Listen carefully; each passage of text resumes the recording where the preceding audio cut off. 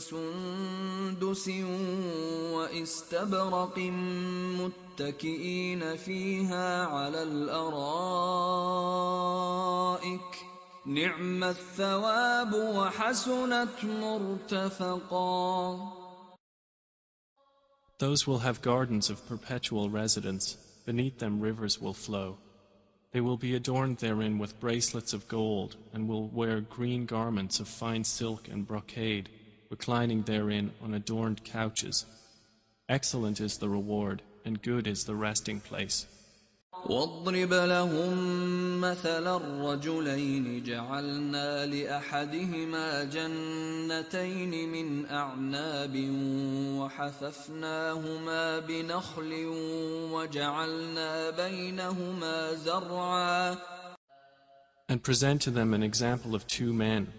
We granted to one of them 2 gardens of grapevines, and we bordered them with palm trees, and placed between them fields of crops. كلتا الجنتين آتت أكلها ولم تظلم منه شيئا وفجرنا خلالهما نهرا. Each of the 2 gardens produced its fruit and did not fall short thereof in anything, and we caused to gush forth within them a river. وكان له ثمر فقال لصاحبه وهو يحاوره أنا أكثر منك مالا وأعز نفرا. And he had fruit, so he said to his companion while he was conversing with him, I am greater than you in wealth and mightier in numbers of men.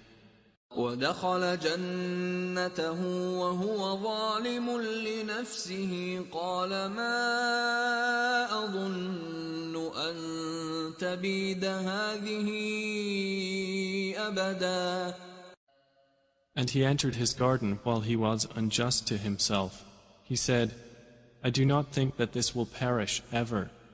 وما أظن الساعة قائمة ولئن رددت إلى ربي لأجدن خيرا منها منقلبا.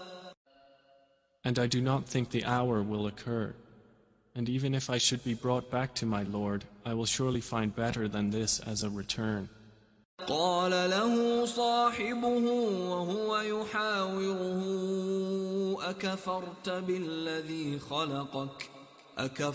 بالذي خلقك من تراب ثم من نطفة ثم سواك رجلا. His companion said to him while he was conversing with him, Have you disbelieved in He who created you from dust and then from a sperm drop and then proportioned you as a man? لكن هو الله ربي ولا أشرك بربي أحدا. But as for me, He is Allah, my Lord, and I do not associate with my Lord anyone. ولولا إذ دخلت جنتك قلت ما شاء الله لا قوة إلا بالله إن ترني أنا أقل منك مالا وولدا. And why did you, when you entered your garden, not say, What Allah willed has occurred? There is no power except in Allah, although you see me less than you in wealth and children. فعسى ربي أن يؤتيني خيرا من جنتك ويرسل عليها حسبانا من السماء فتصبح صعيدا زلقا. It may be that my Lord will give me something better than your garden, and will send upon it a calamity from the sky, and it will become a smooth, dusty ground. أو يصبح ماؤها غورا فلن تستطيع له طلبا. or its water will become sunken into the earth, so you would never be able to seek it. وأحيط بثمره فأصبح يقلب كفيه على ما أنفق فيها وهي خاوية على عروشها ويقول يا ليتني لم أشرك بربي أحدا. And his fruits were encompassed by ruin, so he began to turn his hands about in dismay over what he had spent on it, while it had collapsed on its trellises, and said, "Oh, I wish I had not associated with my Lord anyone." ولم تكن له فئة ينصرونه من دون الله وما كان منتصرا. And there was for him no company to aid him other than Allah, nor could he defend himself. هنالك الولاية لله الحق هو خير ثوابا وخير عقبا. There the authority is completely for Allah, the truth. He is best in reward and best in outcome. واضرب لهم مثل الحياة الدنيا كماء إن أنزلناه من السماء فاختلط به نبات الأرض فأصبح هشيما تذروه الرياح وكان الله على كل شيء مقتدرا. And present to them the example of the life of this world, its being like rain which we send down from the sky, and the vegetation of the earth mingles with it, and then it becomes dry rembrance scattered by the winds. And Allah is ever, over all things, perfect in ability. المال والبنون زينة الحياة الدنيا والباقيات الصالحات خير عند ربك ثوابا وخير أملا. Wealth and children are but adornment of the worldly life, but the enduring good deeds are better to your Lord for reward and better for one's hope. ويوم نسير الجبال وترى الأرض بارزة وحشرناهم فلم نغادر منهم أحدا. And warn of the day when we will remove the mountains and you will see the earth prominent, and we will gather them and not leave behind from them anyone. وعرضوا على ربك صفا لقد جئتمونا كما خلقناكم أول مرة بل زعمتم أن لن نجعل لكم موعدا. And they will be presented before your Lord in rows, and he will say, "You have certainly come to us just as we created you the first time, but you claimed that we would never make for you an appointment." ووضع الكتاب فترى المجرمين مشفقين مما فيه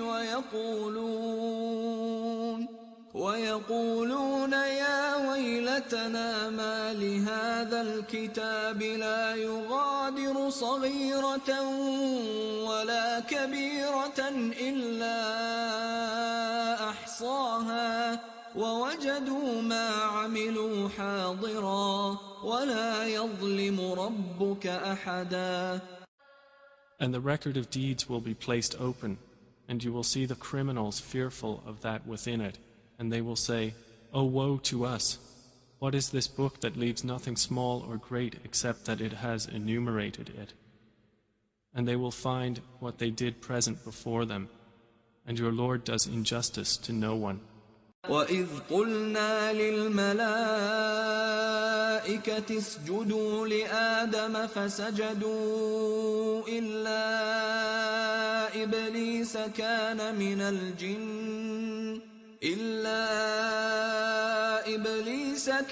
مِنَ الْجِنِّ فَفَسَقَ عَنْ أَمْرِ رَبِّهِ أفتتخذونه وذريته أولياء من دوني وهم لكم عدو بئس للظالمين بدلا.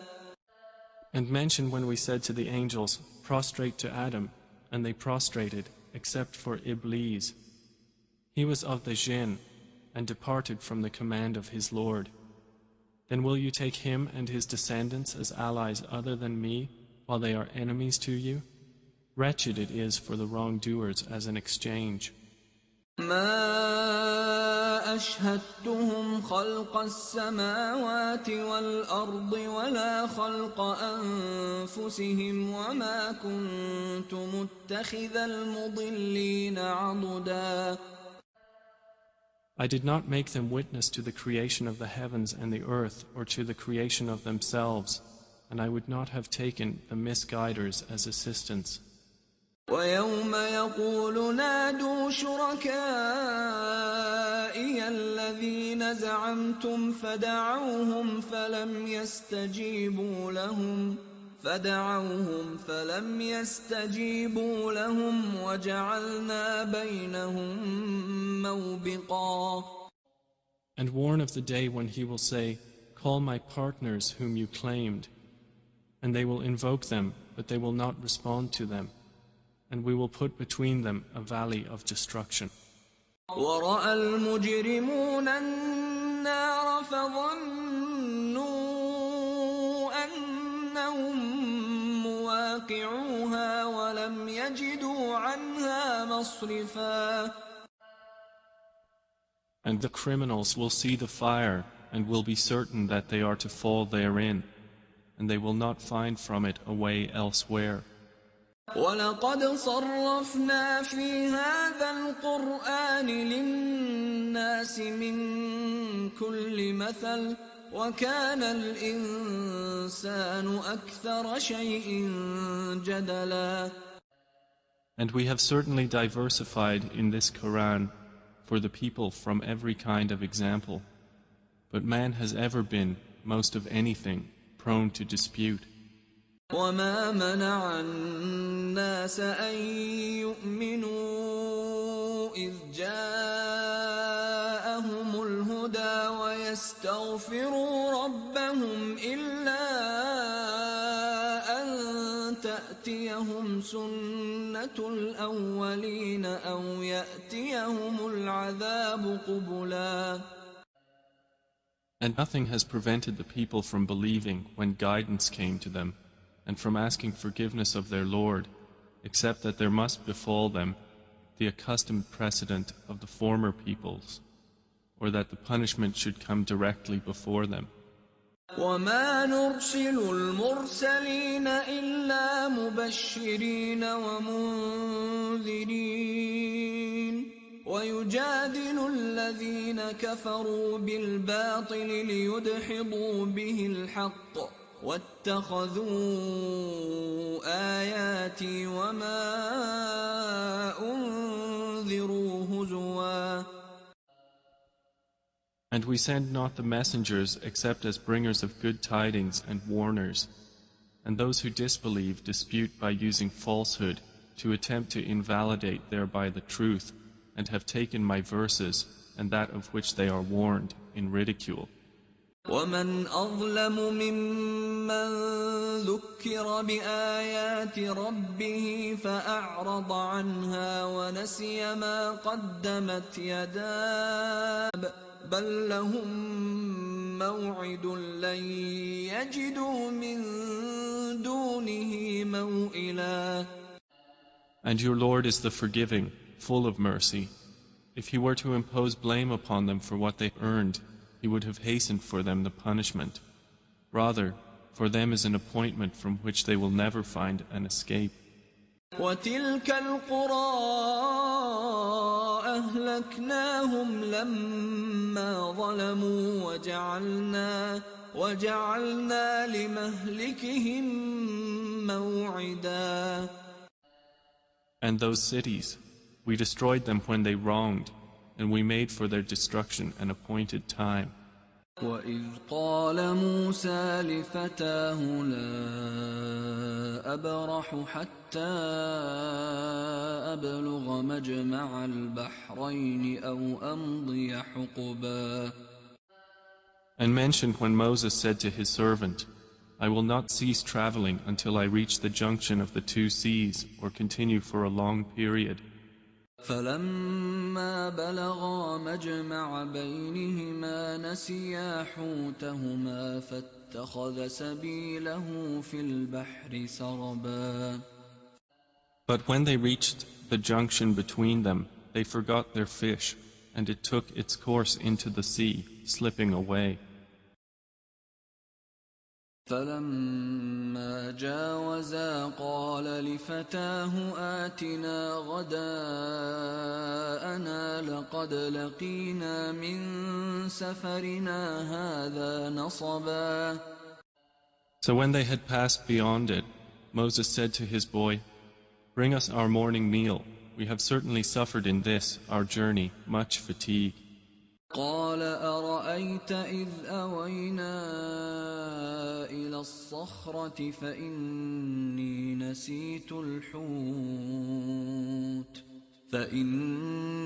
نسيت الحوت وما أنسانيه إلا الشيطان أن أذكره واتخذ سبيله في البحر عجبا. He said, Did you see when we retired to the rock? Indeed, I forgot there the fish, and none made me forget it except Satan, that I should mention it, and it took its course into the sea amazingly. قال ذلك ما كنا نبغي فارتدا على آثارهما قصصا. Moses said, That is what we were seeking. So they returned, following their footprints. فوجدا عبدا من عبادنا آتيناه رحمة من عندنا وعلمناه من لدنا علما. And they found a servant from among our servants, to whom we had given mercy from us, and had taught him from us a certain knowledge. قال له موسى هل أتبعك على أن تعلمني مما علمت رشدا. Moses said to him, May I follow you on the condition that you teach me from what you have been taught of sound judgment? قال إنك لن تستطيع معي صبرا. He said, Indeed, with me you will never be able to have patience. وكيف تصبر على ما لم تحط به خبرا. And how can you have patience for what you do not encompass in knowledge? قال ستجدني إن شاء الله صابرا ولا أعصي لك أمرا. Moses said, You will find me, if Allah wills, patient, and I will not disobey you in any order. قال فإن اتبعتني فلا تسألني عن شيء حتى أحدث لك منه ذكرا. He said, Then if you follow me, do not ask me about anything until I make to you about it mention. فانطلقا حتى إذا ركبا في السفينة خرقها قال أخرقتها لتغرق أهلها لقد جئت شيئا إمرا. So they set out, until when they had embarked on the ship, Al-Khidr tore it open. Moses said, Have you torn it open to drown its people? You have certainly done a grave thing. قال ألم أقل إنك لن تستطيع معي صبرا. Al-Khidr said, Did I not say that with me you would never be able to have patience? قال لا تؤاخذني بما نسيت ولا ترهقني من أمري عسرا. Moses said, "Do not blame me for what I forgot, and do not cover me in my matter with difficulty." فانطلقا حتى إذا لقيا غلاما فقتله قال أقتلت نفسا زكية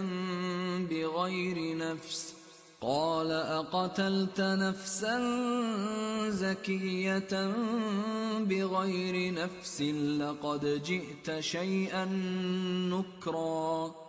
So they set out, until when they met a boy, Al-Khadr killed him. Moses said, "Have you killed a pure soul for other than having killed a soul? You have certainly done a deplorable thing." قال ألم أقل لك إنك لن تستطيع معي صبرا. Al-Khadr said, "Did I not tell you that with me you would never be able to have patience?"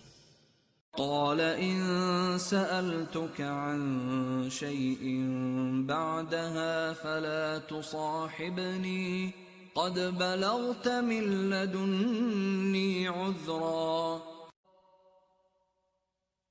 Moses said, "If I should ask you about anything after this, then do not keep me as a companion. You have obtained from me an excuse." فانطلقا حتى إذا أتيا أهل قرية استطعما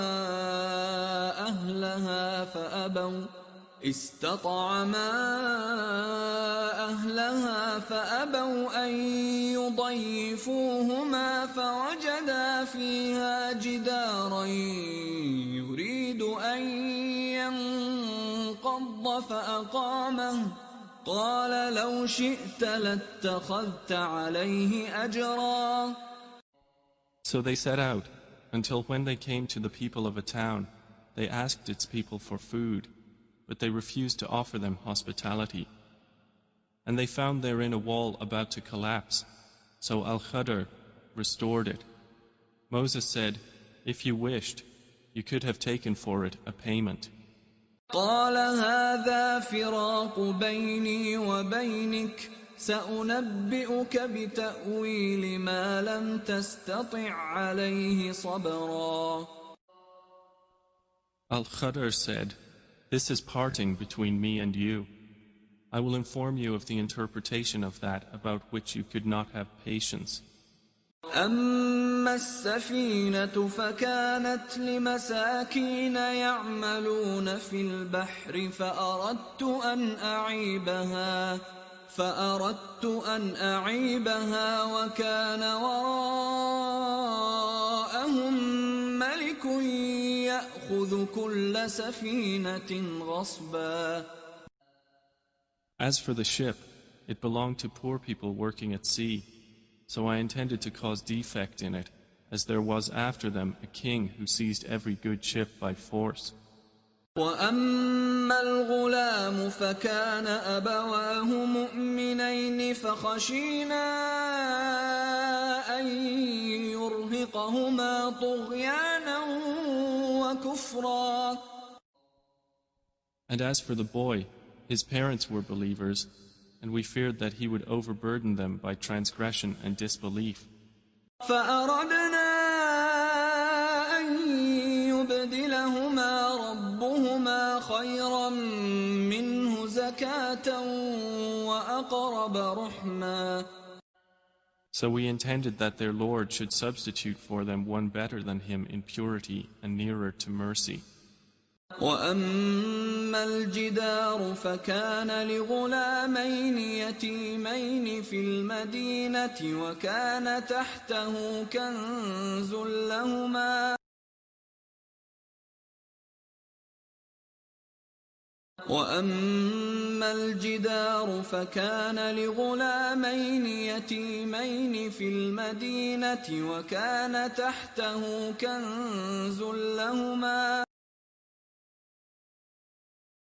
وأما وأما الجدار فكان لغلامين يتيمين في المدينة وكان تحته كنز لهما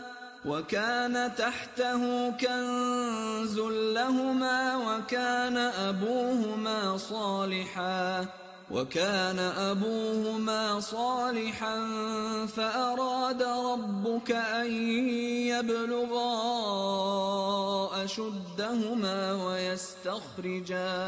ويستخرجا كنزهما رحمة من ربك وما فعلته عن أمري ذلك تأويل ما لم تسطع عليه صبرا. And as for the wall, it belonged to 2 orphan boys in the city, and there was beneath it a treasure for them, and their father had been righteous. So your Lord intended that they reach maturity and extract their treasure as a mercy from your Lord. And I did it not of my own accord. That is the interpretation of that about which you could not have patience. ويسألونك عن ذي القرنين قل سأتلو عليكم منه ذكرا. And they ask you, O Muhammad, about Dhil Qarnayn. Say, I will recite to you about him a report. إنا مكنا له في الأرض وآتيناه من كل شيء سببا. Indeed, we established him upon the earth, and we gave him to everything a way. فأتبع سببا. So he followed a way. حتى إذا بلغ مغرب الشمس وجدها تغرب في عين حمئة ووجد عندها قوما قلنا يا ذا القرنين إما أن تعذب وإما أن تتخذ فيهم حسنا. Until, when he reached the setting of the sun, he found it as if setting in a spring of dark mud, and he found near it a people. Allah said, O Dhil Qarnayn,